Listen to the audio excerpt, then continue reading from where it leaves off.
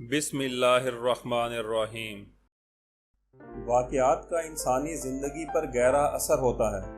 واقعات پڑھنے سے اور سننے سے انسان کو ہمت ملتی ہے اور نیک اعمال کا جذبہ پیدا ہوتا ہے۔ تو آئیے چلتے ہیں آج کی کہانی کی طرف۔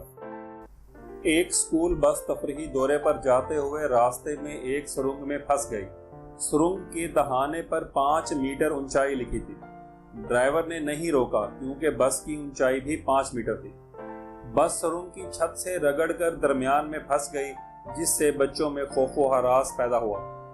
بس ڈرائیور کہنے لگا، ہر سال میں بغیر کسی پریشانی کے سرنگ عبور کرتا ہوں، مگر اس دفعہ کیا ہوا ہے؟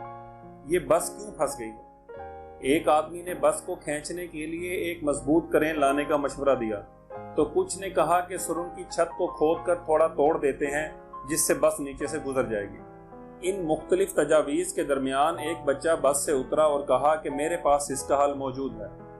تو بڑوں نے بڑے حیرانگی سے بچے کی طرف دیکھا، لیکن ان میں سے ایک نے پوچھ ہی لیا کہ جی بیٹا بتاؤ اس کا کیا حل ہو سکتا ہے؟ تو اس بچے نے کہا کہ ایک ٹیچر نے ہمیں سبق دیا تھا کہ ہمیں اپنے اندر سے غرور، تکبر، نفرت، خود غرضی اور لالچ کو نکال دینا چاہیے، جن کی وجہ سے ہم لوگوں کے سامنے پھولے ہوئے ہوتے ہیں۔ اگر ہم ان الفاظ کو بس پر لگا دیں اور اس کے ٹائروں سے تھوڑی سی ہوا نکال دیں تو وہ سرنگ سے آسانی سے گزر جائے گی۔ بچے کے مشورے کے مطابق بس کے ٹائروں سے ہوا کا دباؤ کم کیا گیا تو بس سرنگ کی چھت سے نیچے آ گئی اور بحفاظت سرنگ سے باہر نکل آئی۔ ہمارے مسائل ہم میں ہیں، ہمارے دشمنوں کی طاقت میں نہیں۔ اسی لیے ہم اپنے اندر سے غرور اور باطل کی ہوا نکال دیں گے تو دنیا کی سرنگ سے ہمارا گزر بآسانی ہو جائے گا۔